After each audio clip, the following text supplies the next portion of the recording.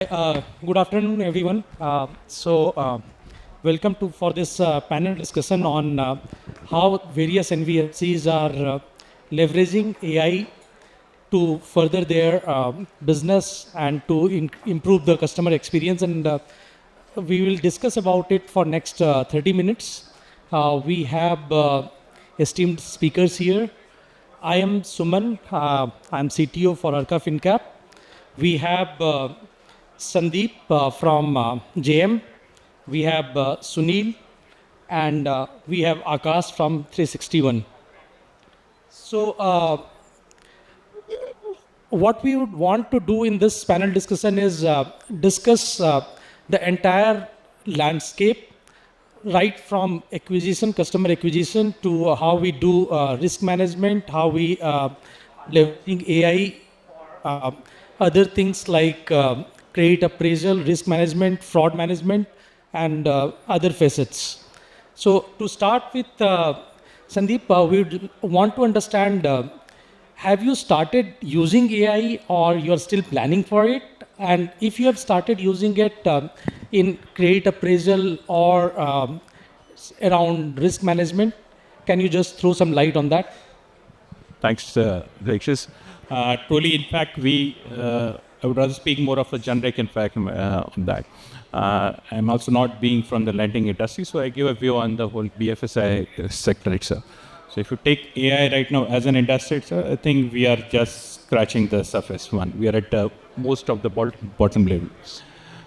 Especially when you are in the lending industry, I think AI will be looked towards building operational efficiencies. But if you segregate the industry from a lending industry to other industries, in fact, that is, we would say AI would be looking at hyper-personalization. And the reason, one reason why this industry pinpoints at it or will be fast to take it up, because being the BFSI industry, we are more of custodians of the investors or the consumers' data. The amount of data that a BFSI industry will have is unlikely a manufacturing company or any other industry will have it.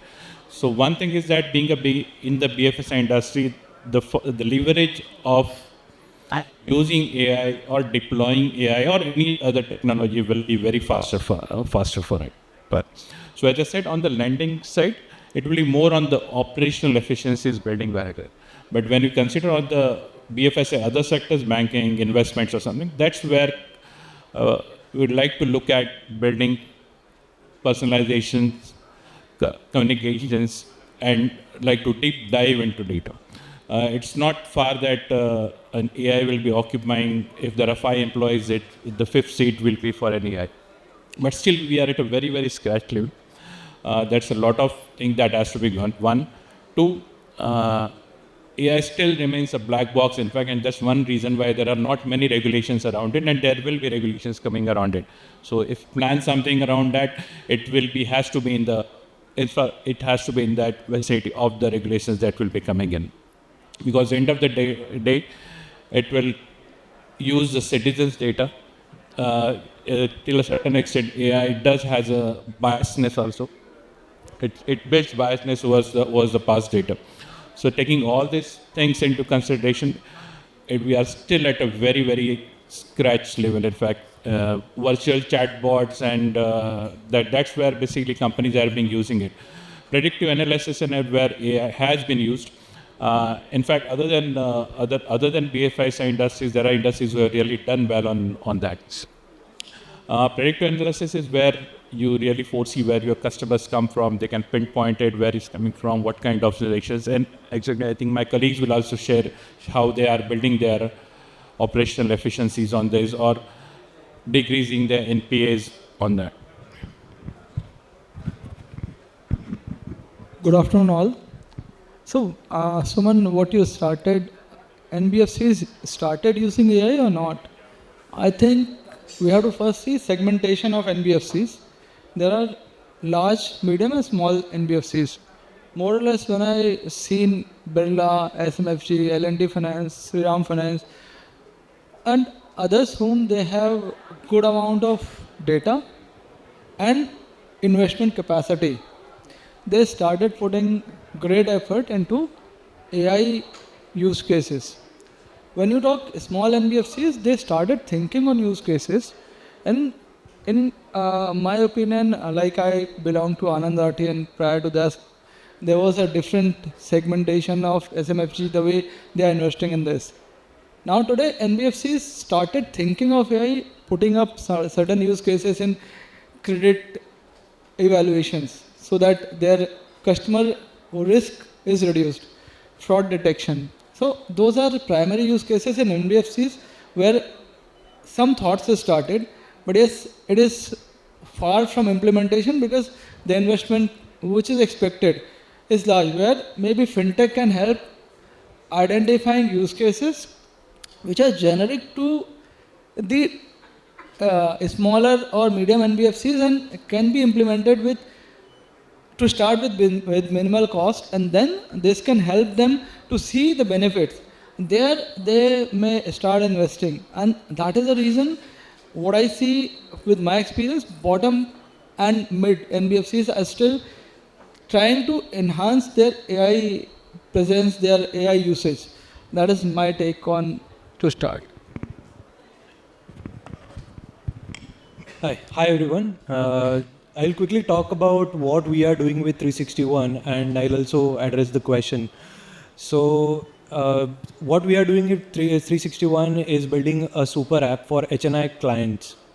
And over the past 1.5 years, where I've been associated with 361, we have built a platform for investment products like PMS, AIF, and mutual funds, where the clients can do digital onboarding and do digital execution of PMS, AIF, and mutual funds.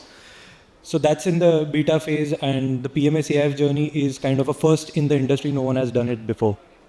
On the same super app, what we are going to do is introduce a lending journey for secured loans specifically. As 361 NBFC is only into secured lending, we don't do any other lending types. So that is where we have started digitizing the entire NBFC process. So the current NBFC process is completely offline, and we only lend to ultra HNI clients. So whatever checks and balances with respect to credit assessment or whether it is fetching your mutual fund holdings and pledging, doing KYC, selfie, everything is happening offline. So all that process, we are bringing it online in our backend system and writing those AI models. So what will happen is when a customer is logging into our app and initiates the lending journey, we have integrations with account aggregator and mutual fund central, from where we'll be fetching the holdings, and the AI model will tell the eligible loan amount for that particular customer, and then the customer can select basically whatever loan amount he or she wishes to take. Going forward, we will also recommend the mutual funds that you should pledge based on the loan amount you are opting for, and then we take to a further steps where we have an underwriting logic in place, which currently happens completely offline, and that will throw an output whether the client is eligible to take a loan, or he's getting caught in some money laundering list or NIA list, or we have various checks in place which currently happen. So that is how we are implementing AI models and digitizing our NBFC, and will soon launching the beta version of the app with lending. Yeah. So when you start working on AI, the first thing is you have to have lot of data. Because unless you have that amount of data, you won't be able to build any model which will be suitable for your company. You can buy some models from somewhere outside, but that really doesn't work that way. So just wanted to understand at what maturity level your company is at right now to start using AI. What we have been doing earlier also, we used to write lot of rule-based engines we all used to have. Now AI is supposed to change that paradigm. It is supposed to understand basis the data and then start changing the rules and everything. So, just wanted to understand at what maturity level you have your organization to start leveraging AI. I still want to understand whether we are still discussing about it, or we have started getting some kind of ROI by implementation of AI models. So maybe you can start with that. Well, sir, we are at more at a very scratch level one. I would talk from an investment industry or the banking industry where AI would rather help. The data is there. And for the data, basically, the more you have, the less it is. So the data is there. It's aligned. It's cleaned. It's cleaned. And thanks to the compliance that has gone through many years, that's the reason why the data is clean. The KYCs are clean. So data is properly not cleaned. So the question of getting the data aligned is, I won't say completely solved, but most of it has been done, which can work. Yeah, but starting applications on, as you said, shifting from rule-based to that's where the work is presently going. The industry where we look, we foresee that personalization is where AI would be very focused and helpful for us. Other than the operational efficiencies and engaging the lending industry. The reason why because if you take 20-25 years back around, on the digital fund, we were able to take the consumer out of a physical branch to a virtual pool. The digitalization happened, and it was a fantastic job that has happened. And it was a combination of big organizations and small fintechs which came into the big organizations had their legacy, bureaucracy, and compliance and all. The fintechs had the sprint combined together and got together. It was a fantastic job. So, but when digitization at this level happens, there is a byproduct that happens that most of your consumers are turned towards just numbers. So you don't have consumer names, you have numbers. And number of consumers from this location, and they are literally turned towards numbers. Now we would like to have those numbers back and have a meaningful conversation with those.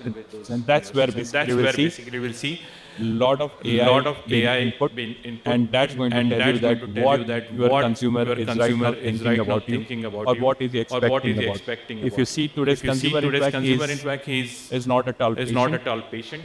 He is spoiled for choice. For him, a bank account, there is no difference between a bank account. It's not. He doesn't want a bank. He wants a banking service at the end of the day.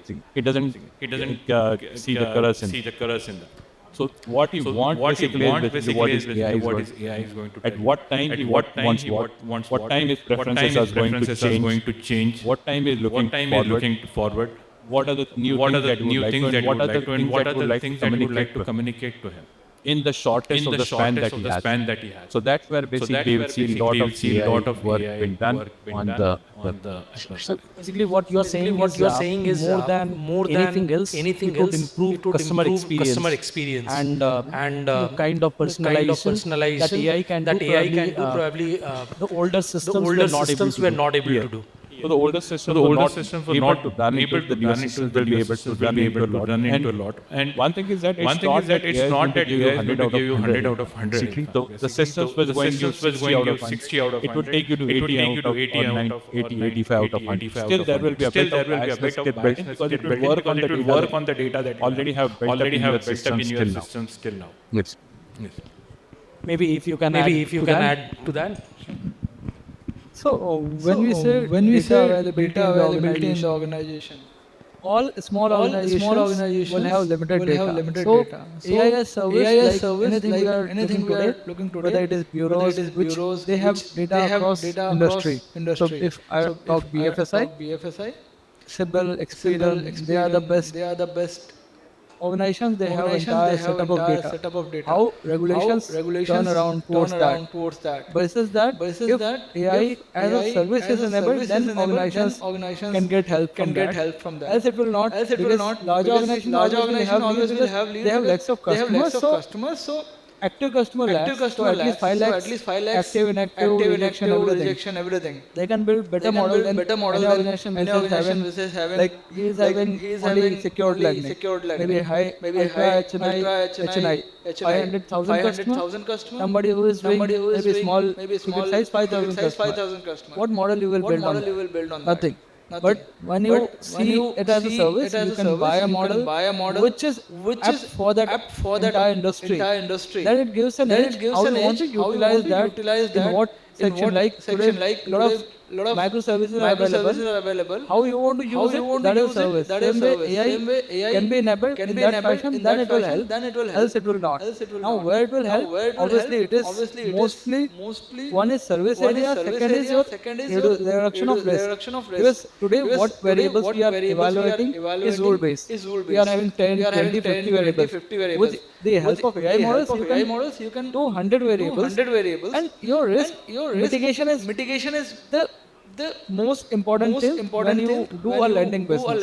Else you are nowhere. Whatever service you do, whatever until you safeguard your capital, you are nowhere. So that is where we have to see AI as a service. It can be enabled. For entire business or NBFC business to grow, and smaller players to give benefit. Larger player can invest, can get. But smaller player need that maybe consortium, maybe some where to build AI as a service and grow well. Yeah, so just also wanted to understand whenever you put up some idea of implementing AI within your organization, how much importance is given to ROI? Does the management really ask that we need ROI within let's say 6 months, 1 year, or have people started understanding that this will take time, you have to invest in it, and maybe the results will take time to accrue. So, in our case, the primary focus is digitizing the journey at first. So currently, as I mentioned, the journey is completely offline, and we want to expand to HNI and the retail segment. And that's why we don't have a rich data on which the AI models we can run. So that is the answer to your first question. So we are going to first digitize the entire journey and then start building the AI models on top of it.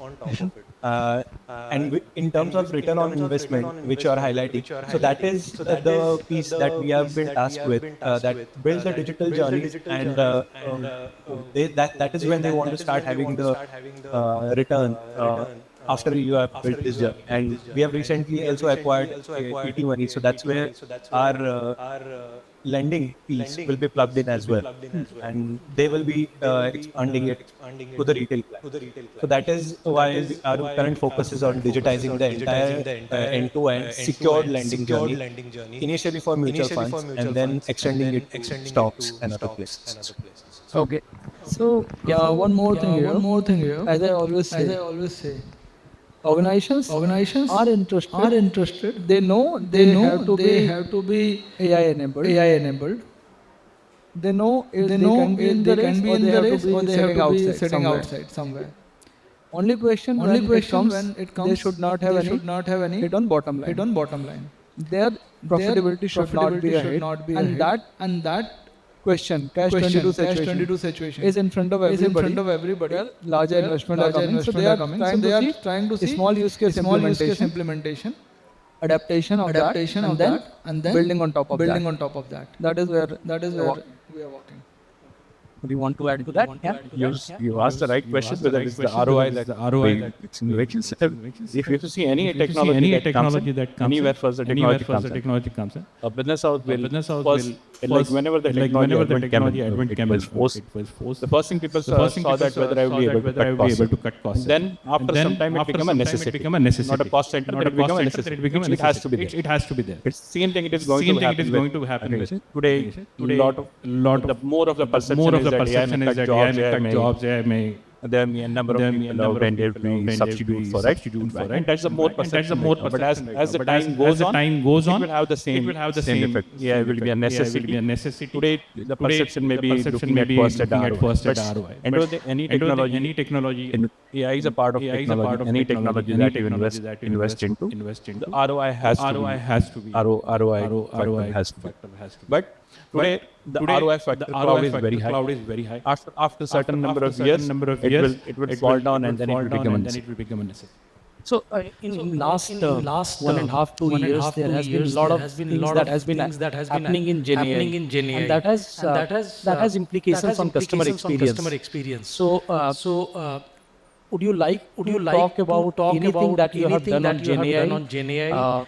To improve customer experience, any kind of chatbots that you have launched, either for internal employees or for customers, and is that helping you out in serving your internal or external stakeholders?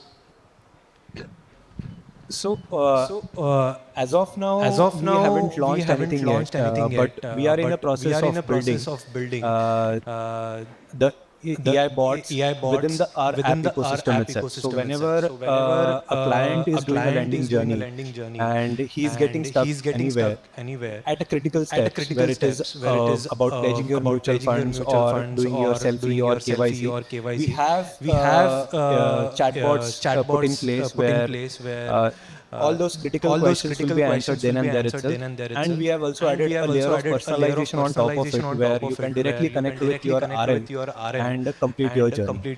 So in that fashion, we are integrating the chatbots. And for internal employees, we are looking at developing automatic report generations from audit perspectives.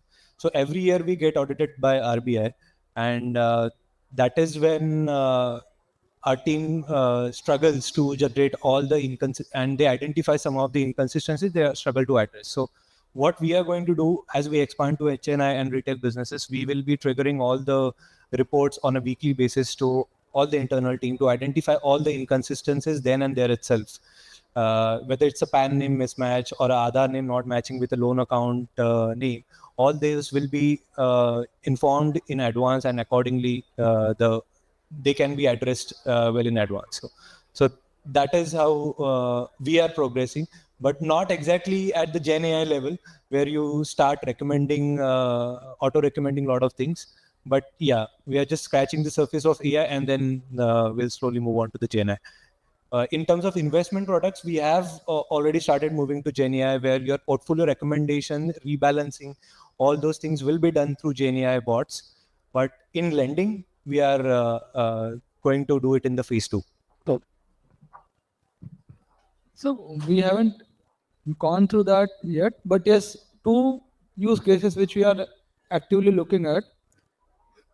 From servicing perspective, when a customer comes, if your agent is on the second side and a customer is frustrated, at times your agent also can get frustrated, or agent doesn't recognize the frustration.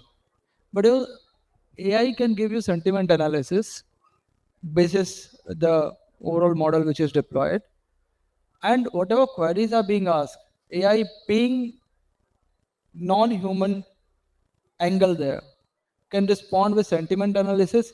If the other side is so hot, it has to be cooled down completely, rather than as a human, we also get hot on the other side.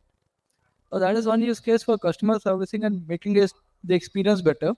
And by the time it is transferred to the agent, maybe certain queries which are coming hot, maybe temp down, and agent can take it easily because it has got an update that customer on the other side is already is angry or something. Hello. So that is one use case where we can see customer experience getting better. Apart from that, obviously, there are a lot of use cases in terms of personalized services. What kind of customer spendings are there? On top of that, what kind of lending product can be given? These are all services which can make customer service experience better. Maybe if customer is somebody who purchases in July, maybe it's anniversary, maybe something else, maybe you don't know what is there. It's kid's birthday, so with that, you can give your offering there, maybe simple personal loan offer, which can fly well. So that can add personalized services experience better and add your bottom line.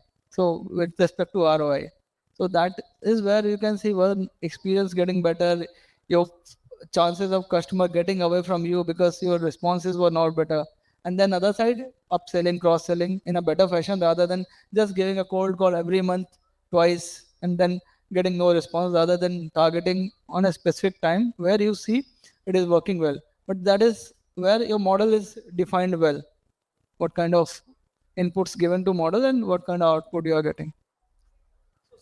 We all understand that AI has a lot of promises, uh, and we are all scratching the surface as of now.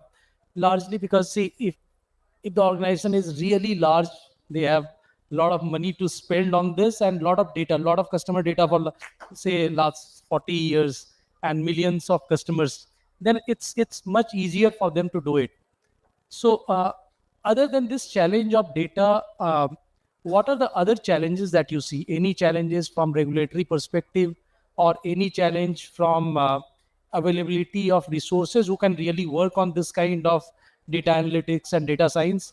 Uh, if you can elaborate on that, what are the challenges that we face in implementing these AI use cases? So more than challenges, when you said regulatory, we will be seeing the regulatory frameworks around AI, but rather looking that as a more of a challenge, in fact, because whenever these regulatory frameworks come in, there's a lot of study that goes behind it. In fact. So in fact, today it's more of a very open space. If the regulatory frameworks comes in, it will be very directional at this point of time. Uh, if organizations will be very clear what they would be able to do, what they should do, and what they should not do, okay, right, rather than advancing on something and coming back on that. So more from a regulatory point, more than for a challenge, if the frameworks are there, it will be very, very directional for the industry. In addition to that, whenever you have a model, challenge will be whether it is biased or not. Because if it is having data of one side where everything is coming positive or everything is negative, it will give that kind of output. And by the time you understand that model was wrong, you have already damage done. So that is one kind of challenge. Second, in terms of resources, obviously we all are scratching. So resource penetration or understanding deep on AI side is gonna be a challenge in next few years when everybody will be running to implement it. Today, everybody is evaluating. So yeah, you have some resources. The day it comes on implementation and everybody wants, it may be a challenge, but obviously industry is working towards making people aware, making people learn, getting them trained on these areas. So I think resource challenge may be sorted, but biases, data availability will be larger challenge because regulator will definitely come back. What and how you are implementing and certifying your model will work in right fashion without any bias. Yeah. Any challenge that you are facing because you have been implementing these use cases? Yes. So what we have faced so far, like while building the journey of the app, uh, it has to be as per the regulation. So it has happened with us that we have built the journey, and when we are sitting with the legal team, they are asking it's not as per the regulation. So that is where each and every screen of the app and also the content needs to be as per the regulation. So that challenge we have faced while building.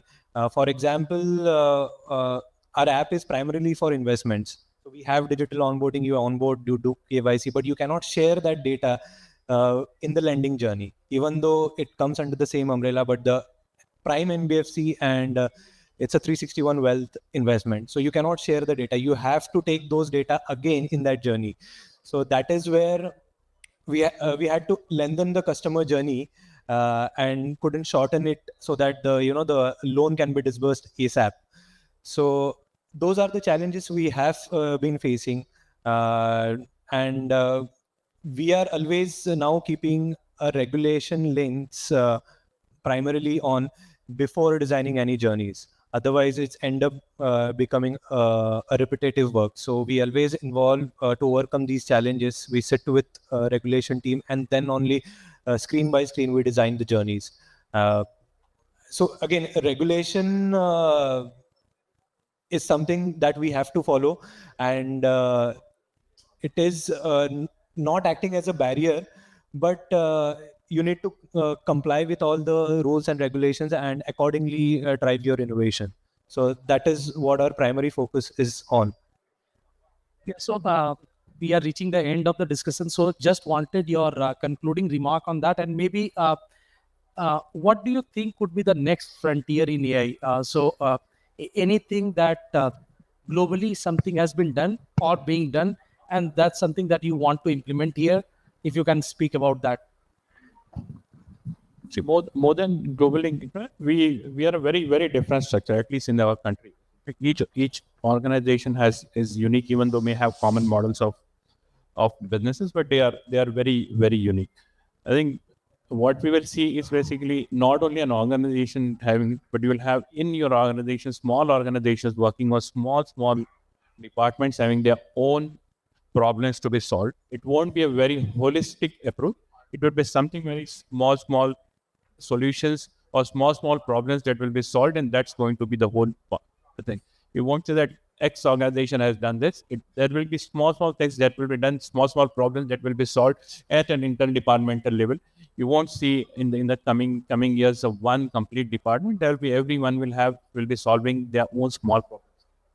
Okay. So so anything else that you would want to add? So I think NBFC is no longer a standalone organization. It's an entire ecosystem where you have various partners, KYC, regulatory check partners, account aggregator, MF Central, CDSL, NSDL. All those partners are there as a part of ecosystem. And as the regulation becomes more and more stringent, the entire ecosystem is going to evolve. And we have to make sure in our digital app journey, we incorporate all those things seamlessly. So that is one part of it. And moreover, I feel that is it. So thanks for giving your inputs. If you also can give your concluding remarks on.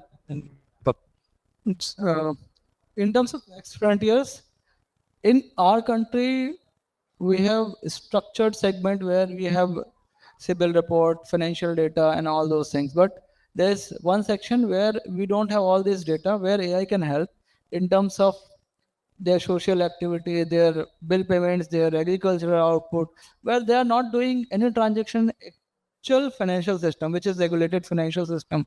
So their data collection, and basis that their credit eligibility, their fraud detection, and then serving that population. Their AI may be a bigger case where MFI is gearing up. They were doing certain business, but they were trying to do something more. That may be our next frontier. Maybe people are thinking. Thanks everyone for sharing your thoughts, and I hope audience has gathered some information, and maybe they'll implement it at their organization as well. So thank you. Thank you very much. Specific